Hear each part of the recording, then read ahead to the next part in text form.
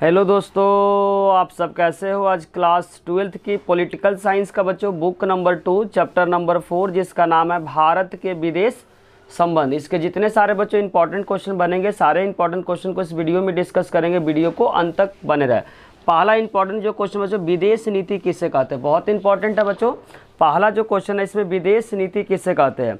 दुनिया में सभी देश बच्चों एक दूसरे के साथ आपस में संबंध रखना चाहते हैं। बोलना चाह रहा है दुनिया में बच्चों जितने सारे जो देश है, सभी देश एक दूसरे के साथ आपस में संबंध रखना चाहते हैं। आपस में संबंध रखने के लिए सभी देश ने एक नीति बनाई। बोलना चाह रहा आपस में बच्चों रिलेशन मतलब संबंध बनाए रखने के लिए सभी देश ने क्या किया बच्चों, एक नीति को अपनाई।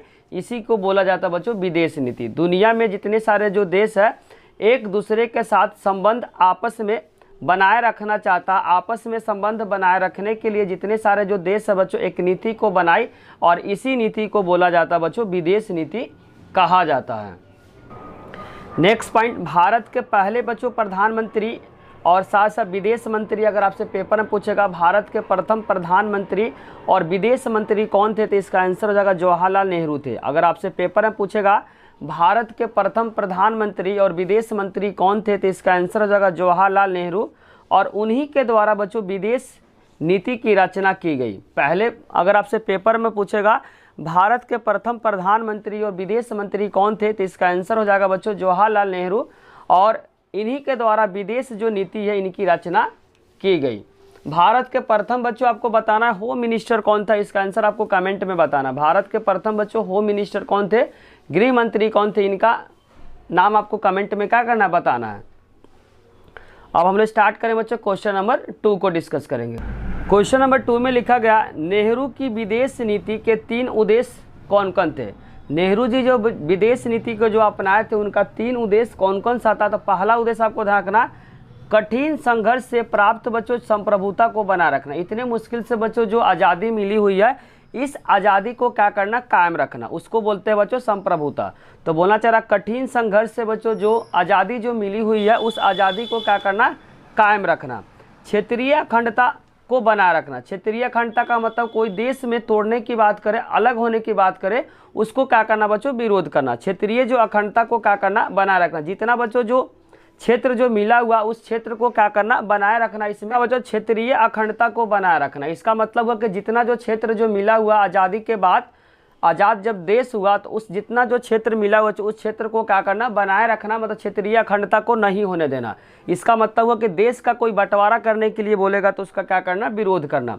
तीसरा आपको ध्यान का, तेज रफ्तार से आर्थिक विकास करना। तेज रफ्तार से क्या करना बच्चों, आर्थिक विकास करना। पहला आपको ध्यान रखना, कठिन संघर्ष से प्राप्त जो संप्रभुता उसको बचाए रखना। इतने मुश्किल से बच्चों जो आज़ादी मिला, इतनी मुश्किल से जो आज़ादी मिली हुई है उस आज़ादी को क्या करना, कायम रखना। क्षेत्रीय अखंडता को बनाए रखना। जितना जो क्षेत्र जो मिला हुआ है उस क्षेत्र को क्या करना, बनाए रखना। अगर कोई भी देश के अंदर देश को तोड़ने की बात करे, अलग होने की बात करे तो उसका क्या करना, विरोध करना।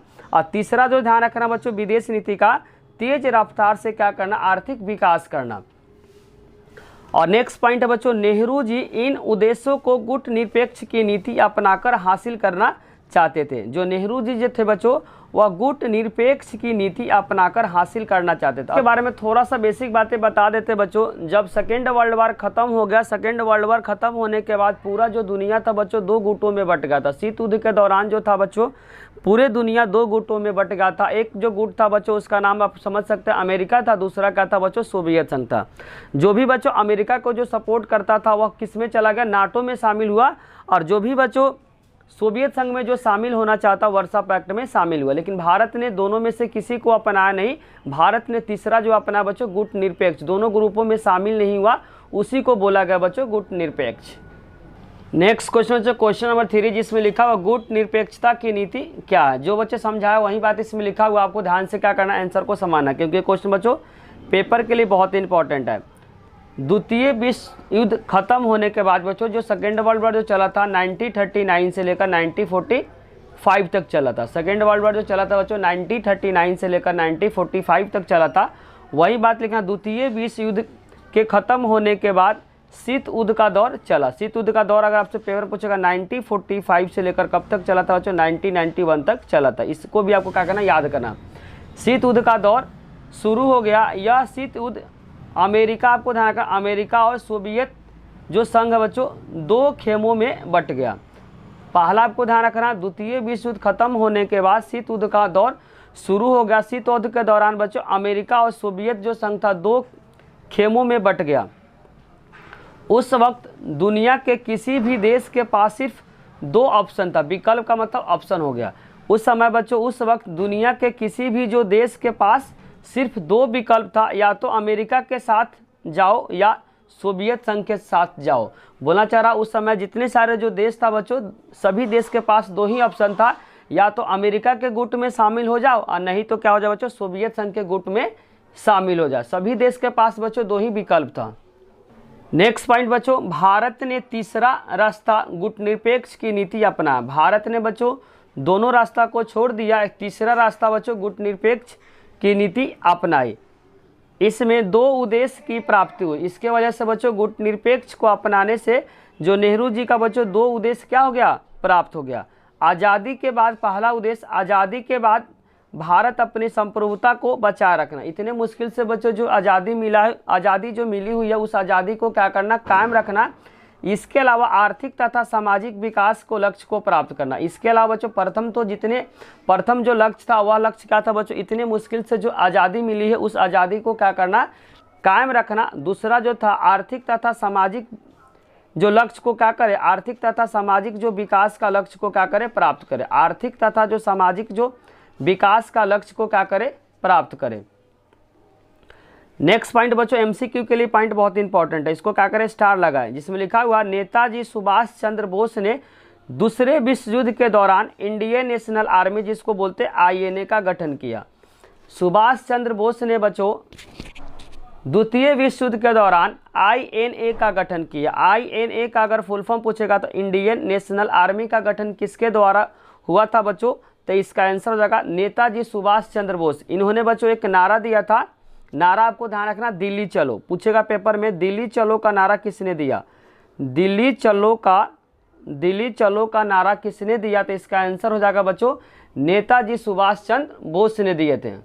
क्वेश्चन नंबर 4 में लिखा बच्चों गुट निरपेक्षता की नीति का क्या उद्देश्य है। जो गुट निरपेक्ष की जो नीति है बच्चों उसका उद्देश्य क्या था, तो ध्यान से इसका उद्देश्य को समझना है। भारत अपने आप को पूंजीवाद और समाजवाद से दूर रखना चाहता था। भारत अपने आप को बच्चों पूंजीवाद का मतलब अमेरिका हो गया यहाँ पे, क्योंकि अमेरिका पूंजीवाद को अपनाया था, और समाजवाद बच्चों हो गया सोवियत संघ से दूर रखना चाहते थे। वहीं बच्चा भारत अपने आप को बच्चों पूंजीवाद मतलब अमेरिका, समाजवाद का मतलब होगा सोवियत संघ से दूर रखना चाहते थे। शीत युद्ध में उत्पन्न जो भी तनाव को कम करने की कोशिश किया। शीत युद्ध से उत्पन्न जो भी तनाव था बच्चों उस तनाव को कम करने की क्या किया, कोशिश किया। नेक्स्ट पॉइंट बच्चों, अमेरिका ने नाटो और इसके विरुद्ध में बच्चों सोवियत संघ ने वार्सा पैक्ट संधि का संगठन किया।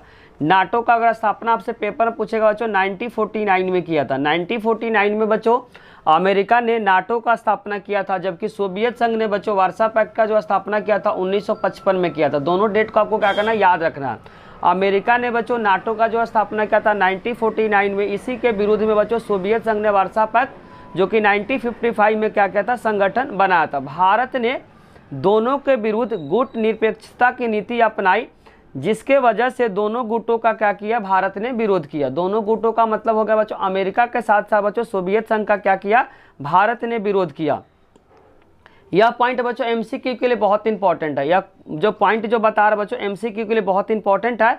ब्रिटेन ने बच्चों जब मिस्र पे जब हमला किया, किसको लेकर बच्चों, स्वेज नहर के मामले को लेकर, भारत ने इसका विरोध विश्वव्यापी विरोध किया। ब्रिटेन ने बच्चों मिस्र पे जब हमला किया, किसको लेकर, स्वेज नहर को लेकर, तो भारत ने क्या किया बच्चों, इसका विरोध किया। आपको बस इतना ही पॉइंट याद करना। ब्रिटेन ने जब मिस्र पे, इंग्लिश में बोलते बच्चों इसको इजिप्ट बोलते हैं, क्या बोलते हैं, ब्रिटेन ने मिस्र, हिंदी में मिस्र बोलते हैं, इंग्लिश में इजिप्ट बोलते हैं, पर हमला किया तो स्वेज नहर के मामले, किसके लेकर बच्चों, स्वेज नहर के मामलों के लेकर जब ब्रिटेन ने मिस्र पे हमला किया तो भारत ने क्या किया, खुलकर इसका विरोध किया। अगर डेट पूछेगा बच्चों, ब्रिटेन ने मिस्र पे स्वेज नहर के मामलों के लेकर कब हमला किया, अगर डेट पूछता तो डेट याद कर 1956 में किया था। कब किया था बच्चों? 1956 में क्या किया था? ब्रिटेन ने मिस्र पे हमला किया था। किसको लेकर बच्चों? स्वेज नहर को लेकर। कब? 1956 में किया था। बस इतना पॉइंट आपको क्या करना है, याद रखना है। अब हम लोग पढ़ेंगे बच्चों गुट निरपेक्ष आंदोलन। गुट निरपेक्ष आंदोलन क्या था? इंडोनेशिया के एक शहर का नाम आपको ध्यान रखना बच्चों, जिसका नाम है बाडुंग। इंडोनेशिया का एक शहर है बच्चों, जिसका नाम आपको ध्यान रखना बाडुंग। वहीं पे 1955 ईस्वी में एफ्रो एशियाई सम्मेलन हुआ था। पूछेगा इंडोनेशिया में बच्चों एक शहर है जिसका नाम आपको ध्यान रखना बाडुंग में, वहीं पे 1955 में एफ्रो एशियाई सम्मेलन हुआ था। इसे बाडुंग सम्मेलन भी कहते हैं। बोलना चाह रहा है इंडोनेशिया का एक शहर है बच्चों जिसका नाम बाडुंग है, वहीं पे 1955 ईस्वी में एफ्रो एशियाई सम्मेलन हुआ था और इसे ही बच्चों बाडुंग सम्मेलन भी कहते हैं। और इसी सम्मेलन में गुट निरपेक्षता का आंदोलन का नींव पड़ा था। पेपर में अगर एमसीक्यू के फॉर्म में आगा गुट निरपेक्ष आंदोलन की नींव किस सम्मेलन में पड़ी, तो इसका आंसर हो जाएगा बच्चों बाडुंग सम्मेलन या एफ्रो एशियाई सम्मेलन। ध्यान से आपको समझना क्वेश्चन को। पेपर में अगर आपसे पेपर में पूछा जाता है गुट निरपेक्ष आंदोलन की नींव किस सम्मेलन में पड़ी, तो इसका आंसर हो जाएगा बच्चों बाडुंग सम्मेलन या एफ्रो एशियाई सम्मेलन। और कब हुआ था बच्चों? 1955 आपको याद करना है। और कहाँ है बच्चों? तो इंडोनेशिया का एक जगह बाडुंग, वहीं पे हुआ है। गुट निरपेक्ष आंदोलन का पहला सम्मेलन बच्चों 1961 के सितंबर माह में बेलग्रेड में हुआ था। यह क्वेश्चन बच्चों बहुत बार पेपर में रिपीट हो रखा है। गुट निरपेक्ष आंदोलन का पहला जो सम्मेलन आपको ध्यान रखना 1961 में सितंबर महीने में कहाँ पे हुआ था बच्चों? बेलग्रेड में हुआ था। गुट निरपेक्ष आंदोलन का पहला सम्मेलन 1961 में बच्चों बेलग्रेड के सितंबर महीने में हुआ था।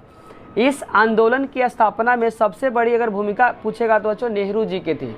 इस आंदोलन के बच्चों स्थापना में सबसे बड़ी भूमिका बच्चों किनकी थी? तो नेहरू जी की थी। इतना बात बच्चों आपको क्या करना है, गुट निरपेक्ष आंदोलन से याद रखना है। क्वेश्चन नंबर 6 में लिखा बच्चों एफ्रो एशियाई एकता क्या है? एफ्रो एशियाई एकता के बारे में बताया जा रहा है। आंसर को ध्यान से समझना बच्चों। भारत और इंडोनेशिया के तालमेल बहुत अच्छे थे। भारत और बच्चों इंडोनेशिया के जो तालमेल बहुत अच्छे थे, इसीलिए भारत ने इंडोनेशिया के आज़ादी के लिए भरपूर कोशिश किया। बोलना चाह रहा बच्चों, भारत और जो इंडोनेशिया के जो तालमेल बहुत अच्छे थे, इसीलिए भारत ने इंडोनेशिया के आज़ादी के लिए क्या किया? भरपूर कोशिश किया। भारत चाहता था इंडोनेशिया को जल्द से जल्द बच्चों डच औपनिवेशिक शासन से मुक्त हो। जिस तरीके से भारत बच्चों अंग्रेजों का गुलाम था, उसी तरीके से बच्चों जो इंडोनेशिया था वह डच का क्या था? गुलाम था। जिस तरीके से भारत बच्चों अंग्रेजों का गुलाम था, मतलब ब्रिटेन का गुलाम था, उसी तरीके से बच्चों जो इंडोनेशिया था वह डच का क्या था? गुलाम था। तो वही बोलना चाह रहा, भारत चाहता था इंडोनेशिया को जल्द से जल्द बच्चों डच औपनिवेशिक शासन से क्या हो? मुक्त हो जाए। इसके लिए भारत ने इंडोनेशिया के स्वतंत्रता संग्राम का समर्थन किया। बोलना चाह रहा, इसी के लिए बच्चों भारत ने इंडोनेशिया के स्वतंत्रता संग्राम के समर्थन में 1949 में एक अंतर्राष्ट्रीय सम्मेलन किया। बोलना चाह रहा, इसी की वजह से भारत ने क्या किया बच्चों? इंडोनेशिया के स्वतंत्रता संग्राम के समर्थन के लिए 1949 में अंतर्राष्ट्रीय सम्मेलन किया। फिर 1955 ईस्वी में इंडोनेशिया के एक शहर में, जिसका नाम आपको ध्यान रखना बच्चों बाडुंग,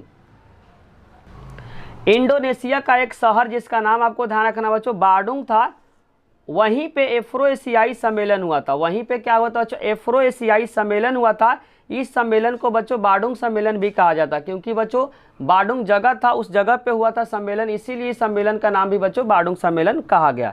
नेहरू जी के दौर में भारत ने एशिया और अफ्रीका के जो नए स्वतंत्र देशों के साथ संपर्क बनाया। बोलना चाह रहा है नेहरू जी जो बच्चों उस समय भारत के प्रथम क्या थे? विदेश मंत्री थे। तो जितने भी सारे जो देश बच्चों जो गुलाम से जो आज़ाद हो रहे थे, सभी देशों के साथ भारत ने क्या किया? संपर्क बना। वही बात लिखना चाह रहा, नेहरू जी के दौर में भारत ने एशिया और अफ्रीका के जो नए स्वतंत्र देशों के साथ क्या किए? संपर्क बनाए। नेक्स्ट पॉइंट बच्चों 1947 के मार्च महीने में नेहरू जी के अगुवाई में भारत ने एशियाई संबंध सम्मेलन, जिसको बोलते हैं एशियन रिलेशन कॉन्फ्रेंस, का आयोजन किया, जबकि उस वक्त भारत को आज़ादी मिलने में 5 महीने बाकी थे।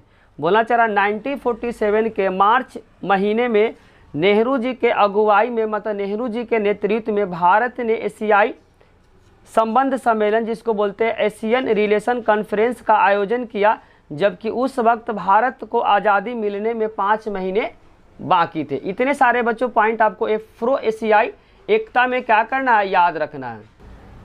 नोट करके बच्चों आपको पॉइंट याद करना। 1956 में ब्रिटेन ने बच्चों मिस्र पे हमला किया तो भारत ने इसका क्या किया, विरोध किया। आपको बच्चों डेट को याद करना। 1956 में ब्रिटेन ने बच्चों मिस्र पे हमला किया। मिस्र का मतलब किसको लेकर किया था बच्चों, स्वेज नहर को किया था। स्वेज नहर को लेकर किया था। किसको लेकर हमला किया था, स्वेज नहर को लेकर क्या किया था, ब्रिटेन ने मिस्र पे हमला किया था। कब किया था, 1956 में। भारत ने क्या किया था बच्चों, खुलकर इसका विरोध किया था। दूसरा आपको ध्यान रखना, सोवियत संघ ने हंगरी पे जब हमला किया, आक्रमण किया, तो भारत ने इसका विरोध नहीं किया। दोनों पॉइंट को आपको याद करना। सोवियत संघ ने बच्चों जब हंगरी पे आक्रमण किया तो भारत ने इसका विरोध नहीं किया, जबकि 1956 में ब्रिटेन ने मिस्र पे बच्चों स्वेज नहर को लेकर, स्वेज नहर के मामलों को लेकर जब हमला किया तो भारत ने इसका खुलकर विरोध किया। जबकि सोवियत संघ ने बच्चों जब हंगरी पे आक्रमण किया तो भारत ने इसका विरोध नहीं किया। ये दोनों पॉइंट बच्चों आपको याद करना, एमसीक्यू के लिए बहुत ज़्यादा इंपॉर्टेंट है। क्वेश्चन नंबर 7 बच्चों पेपर के लिए बहुत इंपॉर्टेंट है, इसको क्या करें, इंपॉर्टेंट मार्क करें। क्वेश्चन नंबर 7 में लिखा, आज़ादी के तुरंत बाद भारत और चीन के संबंध के बारे में बताना। कि जब देश आज़ाद हो गया, आज़ाद होने के तुरंत बाद बच्चों भारत और चीन के संबंध के बारे में क्या करना है, इस क्वेश्चन में पूछा जा रहा है। ध्यान से आंसर को आपको समझना है। भारत ने चीन के साथ अपने रिश्ते की शुरुआती बड़े दोस्ताना के रूप में किया था। भारत ने चीन के साथ बच्चों अपने जो रिश्ते की जो शुरुआत बड़े दोस्ताने के रूप में किया था। नेक्स्ट पॉइंट बच्चों, 1949 ईस्वी में जब चीनी क्रांति हुई और इस क्रांति के बाद भारत पहला देश था जिसने कम्युनिस्ट पार्टी की सरकार को क्या दी, मान्यता दी। बाकी देश बच्चों इसका विरोध कर रहे थे, लेकिन भारत ने क्या किया, कम्युनिस्ट पार्टी की सरकार को क्या किया, मान्यता दी। तो 1949 में बच्चों जब चीनी क्रांति हुआ, इसके क्रांति के बाद, मतलब इस क्रांति के बाद भारत पहला एक ऐसा देश था जिन्होंने कम्युनिस्ट पार्टी की जो सरकार की मान्यता इन्होंने दिया। बाकी जितने सारे जो देश थे बच्चों कम्युनिस्ट पार्टी के क्या थे, खिलाफ थे। नेहरू जी ने भारत की चीन से लगती सीमा पे सेना के बजाय बच्चों अर्धसैनिक बल वहाँ पे रखा था। बोलना चाह रहा नेहरू जी बच्चों भारत के चीन से लगती जो भी सीमा था उस सीमा पे सेना की बजाय बच्चों वहाँ पे अर्धसैनिक बल रखा था। उस वक्त आक्रमण की संभावना बच्चों दूर दूर तक नहीं था। बोलना चाह रहा क्योंकि उस वक्त बच्चों आक्रमण की जो संभावना है दूर दूर तक नहीं था। ऐसा सोच बच्चों नेहरू जी का था। ऐसा सोच किनका था बच्चों, नेहरू जी का था। जबकि सरदार वल्लभ भाई पटेल जो भारत के प्रथम होम मिनिस्टर थी, इनकी क्या थी, आशंका थी। आशंका का मतलब यहाँ पे शक थी। ऐसा सोच बच्चों तो नेहरू जी का था, लेकिन जबकि सरदार वल्लभ भाई पटेल जो कि होम मिनिस्टर थी, इनकी क्या थी बच्चों, आशंका थे कि चाइना जो है बच्चों, चीन जो भारत पे क्या करेगा, हमला करेगा। लेकिन 1962 में क्या हुआ था बच्चों, चाइना ने भारत पे हमला कर दिया, जिसके कारण से भारत की उसमें क्या हो गई थी, हार हो गई थी। अब हम लोग पढ़ेंगे बच्चों क्वेश्चन नंबर 8। ये भी क्वेश्चन बच्चों पेपर के लिए बहुत इंपॉर्टेंट है। पंचशील समझौता किसे कहते हैं, बहुत इंपॉर्टेंट है।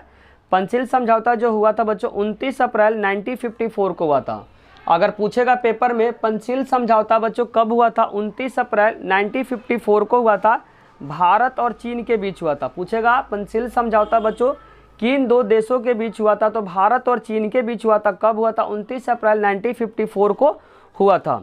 इस समझौते में भारत के तरफ से जो गए थे बच्चों, जो पंचशील समझौता में जो भारत के तरफ से जो गए थे, भारत के तरफ से जो गए थे बच्चों पंचशील समझौता में नेहरू जी गए थे, जबकि जो चीन के तरफ से आए थे बच्चों चाओ इन लाई आए थे। बहुत इंपॉर्टेंट है, पेपर में पूछेगा पंचशील समझौता में भारत के तरफ से कौन गए थे बच्चों, नेहरू जी गए थे, जबकि बच्चों चाइना के तरफ से मतलब चीन के तरफ से जो आए थे चाओ इन लाई आए थे। अब इसमें बच्चों जो पंचशील समझौता के अंतर्गत निम्नलिखित सिद्धांत थे। पंचशील समझौता में बच्चों 5 बातें को रखी गई थी। पहला है भारत और चीन एक दूसरे के क्षेत्रीय संप्रभुता को समान करेगी। संप्रभुता का मतलब जो भी क्षेत्र मिला हुआ बच्चों वह क्षेत्र पे रहेगा, मतलब भारत चाइना के क्षेत्र पे हमला नहीं करेगा, चाइना वाले भारत के क्षेत्र पे क्या करेगा, हमला नहीं करेगा। वही बात लिखना चाह रहा, भारत और चीन एक दूसरे का क्षेत्रीय संप्रभुता को सम्मान करेगी। इसका मतलब हुआ कि जो भारत का जो क्षेत्र है बच्चों उस पर चाइना हमला नहीं करेगा और चाइना के क्षेत्र पे बच्चों भारत हमला नहीं करेगा। पहला समझौता में बात लिखा गया था। दूसरा था बच्चों आपस में कभी भी एक दूसरे के विरुद्ध आक्रमण नहीं करेगा। आपस में बच्चों जो दोनों जो देश है एक दूसरे के विरुद्ध कभी भी बच्चों आक्रमण का मतलब कभी भी लड़ाई नहीं करेगा। नेक्स्ट बच्चों दोनों देश एक दूसरे के आंतरिक विवाद में दखल अंदाजी नहीं करेगा। बोलना चाह रहा कि देश के अंदर बच्चों कोई भी अगर आंतरिक विवाद हो रहा उस विवाद में बच्चों एक देश दूसरे देश के आंतरिक मामलों में क्या करेगा, दखल अंदाजी नहीं करेगा। ये बात बच्चों किस में लिखा था, पंचशील समझौता में। और चौथा है समानता और परस्पर नीति का पालन करेगा। जो भी बच्चों जो नीति है, जो नीति में जो बातें लिखी गई है उस बातें को क्या करेंगे, पालन करेंगे। बचे हुए क्वेश्चन को बच्चों नेक्स्ट पार्ट में लेकर आएंगे। अगर बच्चों वीडियो अच्छी लगी तो लाइक कमेंट और सब्सक्राइब करना चैनल को ना भूले। कोई भी डाउट हो तो कमेंट बॉक्स में जरूर लिखे। Thank you.